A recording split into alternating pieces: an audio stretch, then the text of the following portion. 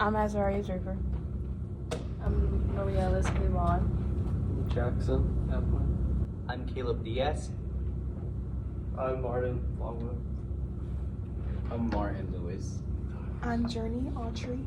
And I'm Kaylee Gonzalez in Work Group A, and this is what we thought of our first listen. So when I first listened to it, I felt very calm and peaceful. I think the church setting, me growing up Catholic, that was just a calm environment to begin with.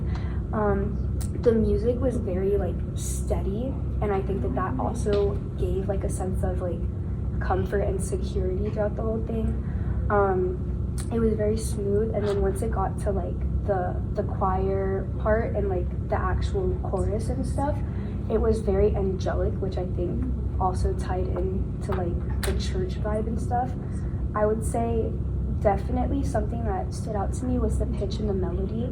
So initially the upper instruments, they played the notes that flowed up and down in the smooth repeating waves, which is what I was talking about in the beginning, and that's what made the music feel light and continuous for me at least.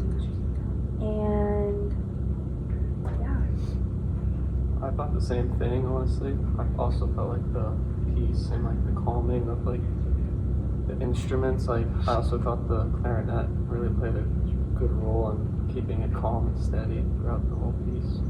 Yeah, I thought it was the song overall, the piece. It felt very eerie, and I could just close my eyes and let the music carry me. I didn't feel emotional in a sad way, an excited way. It was very neutral for me. The melody all blended together. It was the soft dynamics, and it just blended very well. Yeah, it made me feel kind of peaceful because of the combination of the piano and the choir, and the steadiness of the oboe, the clarinet. It was very very smooth, and it didn't stop, and it was just very calming because of the consistency of it. It had a very steady rhythm. Yes. It was an oboe, right? Mm-hmm. Yeah, the Yeah. oboe. It's an oboe. What interests me from the piece was the oboe, how he was able to play throughout the whole thing without stopping to breathe. No breath. So Yeah. it reminded me of the circulation breath, I think, technique that's called, where he doesn't have to stop and breathe so that he can keep playing. Yeah. So that helped keep the consistency throughout the whole song. Well, for me, listening to the piece without having any background information, I said that the song felt very peaceful, and it creates a sense of stillness. The song, I feel it feels it could slow down time a little bit. The voices blend together really smoothly, and it makes the choir sound like a single instrument, I guess you could say. I didn't really feel a sense of urgency or tension. There's not really one emotion I could say that this song made me feel, but it was just kind of comforting. I would say mine's differs a lot because I actually did not like the piece at first. I don't know, maybe it's because of my background. I grew up Baptist, so that slow-ish gospel is it's not something that I really like. But overall the piece was really nice. It's just not my style, but overall it was okay. Yeah. I mean, personally, it is my usual music. My usual music is more upbeat. This one is more it's more grounded. It has some more it has a rhythm to it, but it's not a rhythm that makes you want to dance. It's a rhythm that makes you want to sit down and just think or sleep or something. It's very it's classical. It's really it's kind of sleepy in a sense that it's you get the piano and you get the oboe and then you get the and then it kind of it builds up and then it just goes down in patterns of 5 seconds. Every 5 seconds it goes do do do do do do and then it falls. So I think because of that, it has more kind of more boring feel to it. Kind of it gets you more neutral emotionally.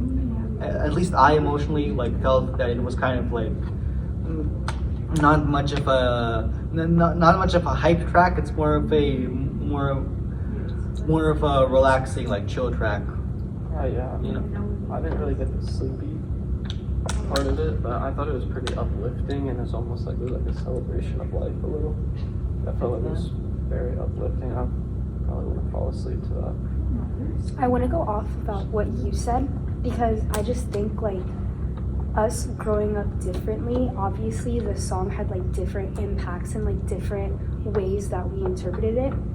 And I think like after researching it and like looking up why it was made, like whatever, and like seeing that, well, what I got was that it was made to be played in like a church or like a holy setting, and now people use it in weddings and things like that. And like just like I think the reason why I liked it so much was because growing up Catholic and like listening to those types of songs, it obviously will like bring me a sense of calm and stuff. And like I saw like the way that I interpreted it was that he made the piece to like take our minds away from the outside and everyday stress and then leave us with tranquility and peace and calmness. And I feel like that's what I got. So that's what I got from after researching it and stuff. Yeah, and the effective choir, it's not one individual voice. It's a lot of different voices together, and it's very high, which I think works in its setting because the name of the song is Jesus Vivit Meine Freude by Johann Sebastian Bach. And it was composed for a church, and the choir setting for a church, it's a congregation. I think the intent of it was to make you feel as part of like a collective, you know. And at least for me, it felt like, you know, since there's not one voice singing it, but a whole choir of instruments together with the oboe and with the piano, it kind of like blended together into like an experience where you're not quite yourself, right? It didn't feel individual, you know. It felt kind of blended, and for me at least, that made me feel like more kind of like relaxed and ethereal because it's just not something that's, you know, something individual. It's like many things together. It kind of, you know, overwhelms your brain, but in a sense that it just makes you forget about everything, you know. Yeah. I think me and Azaria, is that how you say it? We share the same personal bias because I also grew up Baptist. And when you go into a Baptist church, well, for me at least, my church was very like black. So we don't sing like slow songs, like it's all very like dramatic and loud, and there's people falling out everywhere. So this isn't really the type of song you could like fall out to. Like it doesn't give the same effect, and that just made me feel bored. I don't not like the song, but I don't love it. Yeah, like I said, it's not something that I would play on my playlist. You know, it's something that for the times it's a song with a purpose. You know, it's a song that doesn't have a very contemporary sort of thing to it. And I think I already said it, but it's like kind of boring in a sense. It's kind of like you know, it's not something that'll get you like moving and dancing. It's more comforting, more security. It has a lot of security. I kind of agree with what you're saying. Like I can understand why you think it's boring just because the rhythm is pretty like steady and repetitive throughout the entire song. So like obviously since there's no like dramatic changes or like it's all pretty like the same throughout the entire song, obviously you're either going to feel calm, bored, or tired. So like it's normal that all of us are like kind of saying the same thing.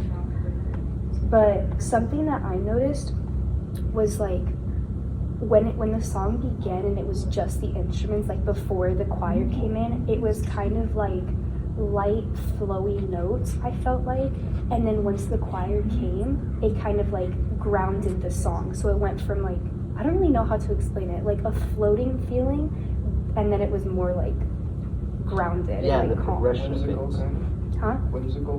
Whimsical, yes. Mystical, magical. I kind of want to, I kind of want to touch back on what you guys were talking about because, again, like I said, like the first time I listened to it, I didn't really connect to it. But I think after doing the research and like understanding what the lyrics meant, I could connect more to it because that is my faith. I think that instead of making it boring for me, it actually made me like pay attention to like the choices that they were doing without like throughout the piece. So like with them like using the verse in such a like broad manner because like sometimes when you sing it could be like more, your mouth could be more closed, which kind of gives it like a whole different type of vibe. I think that's what like ended up making it seem like kind of heavenly to me, like angelic. I think that's just kind of like what I took from it. What you said, Kaylee, about like at the start, that's actually what I wrote down on the first 30 seconds. I thought it was pretty soft and like smooth, like at the very start, and I thought like it was very gentle rather than like a hard bass that you can hear in like different songs. Yeah. And I thought it was like very peaceful and joyful. I did notice a minute and 25 seconds in that there were a few like higher pitches, higher voices, and for me that moment felt like a small climax, like the emotional peak of the song, and that's one thing that I noticed. Yeah, I noticed that the oboe was kind of like in sonata form because it had like an A section where it like climbs and then a B section where it like goes from there, but it's kind of like a remix of the A section. It's kind of distorted.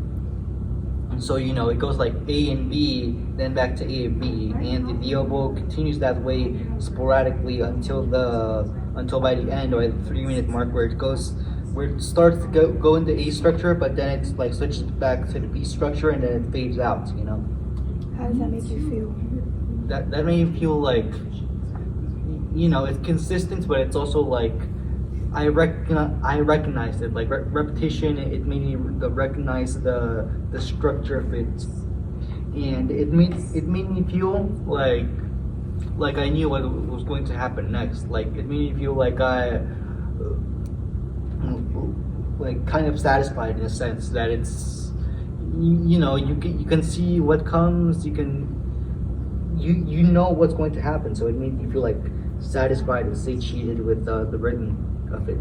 That's actually something that I wrote down. I wrote down that since it like all the musical patterns are so repetitive, they repeat in an organized way, so you know where the music is going and you know what's gonna happen next. That's also something I noticed like at the ending of the song.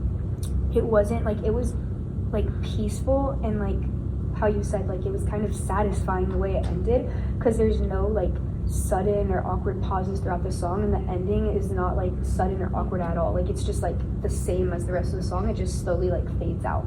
So that's something that I noticed too. I agree with you on that, and especially after I researched that it was about finding joy and comfort in Jesus. I was like, okay, no wonder I felt so comfortable. Mhm. So like, oh, I know this.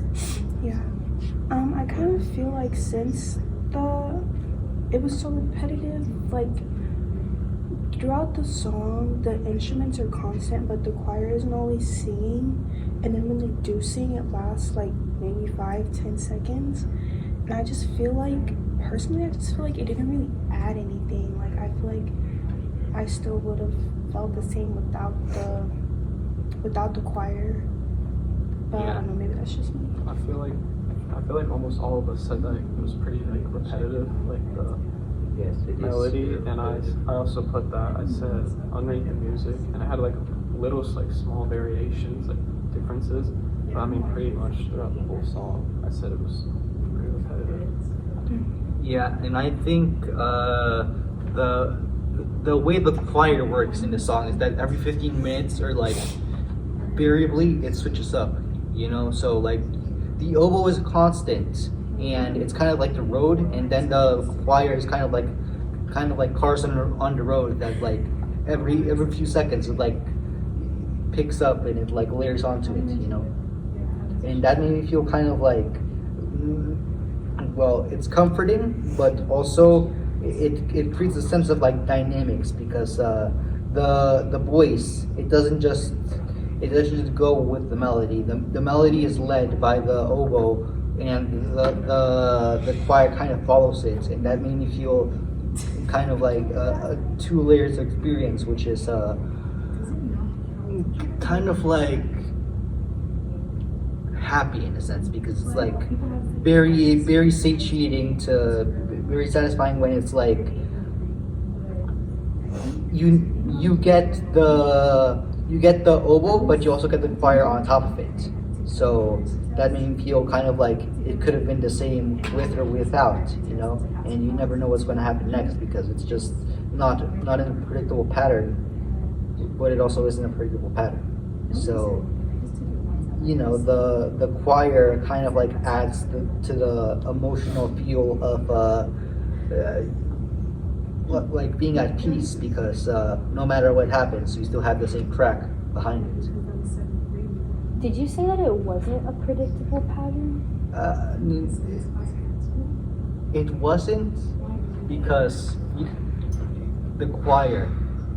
I'm saying the oboe was predictable, but the choir was not as predictable as the oboe because you can't really see how they're gonna sing. I don't know. I don't think I would agree with that just because I feel like the whole song was like even though like all the words were different, I guess, from each of like Yeah. the things that they were saying, like it was still pretty much like the same rhythm, the same melody that they were going by. But if that's what you think, then that's good. Yeah. Does anyone have anything else that they want to say? Let me see. No. Okay, I'm just waiting for it to. I feel like everyone said what I had written down. Growing up, I was on Christianity, like I'm a Christian, like since birth I've been baptized. My opinion on religion definitely changed as I've lived life all the way up until 18. I feel like this song isn't the most choir sounding. Like I know it's a choir, but like if you were to go to a normal church in, let's say, Germany, because that's where Bach's from, right? I'd say the choir is more impactful there. And I don't know if that's the choir's fault, maybe that's just me, but I feel like this choir is a little bit short when it comes to the deeper meaning of Christianity. And in general, I think religion's a very, like, it's a thing you shouldn't take, like, you should take religion seriously if you really do believe in it. Choir's good. I feel like I don't know if it's for all of you guys, but I feel like I couldn't hear the organ at all. I don't know, maybe that's just like my timbre being bad or whatever, but It's very soft. I couldn't hear it. Yeah, it was very soft. It was like very muffled. the oboe is very significant, like you can Yes. hear it like very clearly, Let's and talk like about the oboe. the choir mixing in with the oboe, Did you also? but I don't know, I couldn't hear the organ at all. Yeah. Yeah, there was like someone playing piano, but I couldn't like hear it either. Right. The organ. Yeah, that's the organ. Same thing. Well, Maybe it's just after listening to it the second time and looking it up, I think that I can like pretty much confirm what I felt. Like the song does have a very like spiritual feeling to it. I had a very spiritual feeling, and I just kind of didn't really appreciate how it didn't have like a climax or like any dramatic building moments. Because when you listen to like church music made by like Kirk Franklin or like somebody, is that his name? Yeah. Kirk Franklin. Like that music gets you jumping. Like even if you're not like religious, like you can't deny like that's some good stuff right there. So this song, it didn't really evoke any emotions from me. Even knowing the meaning, I was like, that's cool, but I don't really. yeah. It almost didn't feel passionate. Yeah. Maybe that's it. Maybe it's like they didn't Yeah. put enough like emotion in it for me. Yeah, the primary emotion that I felt is like calming and kind of like slowness and boredom, and it's not really something that gets you passionate about like. Sorry. So it's just kind of, you know, it's more of a subdued elegance to it. It's not an active sort of What do you mean by seduced? a subdued, like it's not something that's, you know, actively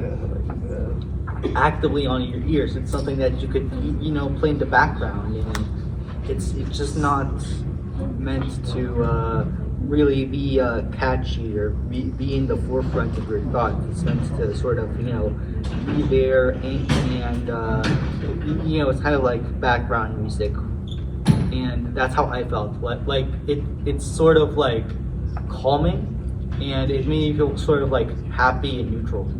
So it wasn't cultivating. That's what it is. It wasn't catchy. No, it wasn't. It was more. It was more like cold. It was more like it was kind of like more airy. You don't think that's personal bias? Yeah, it is personal bias. Someone could definitely find meaning and catchiness from it, but me personally, I can't find any like. It doesn't get me energized. It gets me more like. It's rhythm and blues. Yeah. Like R&B vibe. Yeah, I can agree with you and like you saying that's not as passionate, but I also think that's what the composer wanted us to feel like. I think he wanted it to be very static and just neutral and calm. Yeah, it doesn't have any rhythm to it. Plus, in the time that he wrote it, it was a long time ago. So That's- probably it Yeah. felt more hyped up, or maybe the people felt it more in those times when the music. Because now there's a lot of different types of music. Yeah, that's Yeah. a good point. Yeah. I feel like at that time, I think this piece was like 1700s, if I had to guess. I think it was. I It's like think it was, 1700s, 1600s. Yeah, 1723. 1723. Okay. That's when it was first played, I think. Okay, 1716 says. I think during that time. Okay, 17. I think during that time, Germany had a lot of religious immigration, like a lot of Protestants, a lot of Lutherans, a lot of Christians in general, because those are like denominations or branches of Christianity. And I think Bach was a Lutheran. I don't know. You can fact check that. I'm not sure. But I think since Bach had such a Christian background, especially growing up, and he had like a dark past. Like I remember, like a couple years ago, I researched a little bit of Bach for like a project, and like he suffered a lot of eye illnesses, so he had to get surgery. He had half of like 20 children died because of childbirth. His first wife died, I think. So That's crazy. yeah, like in 2 marriages. They had a lot of kids back in the So day. yeah, 10 Yeah. kids each parent. That's like a lot of baby making.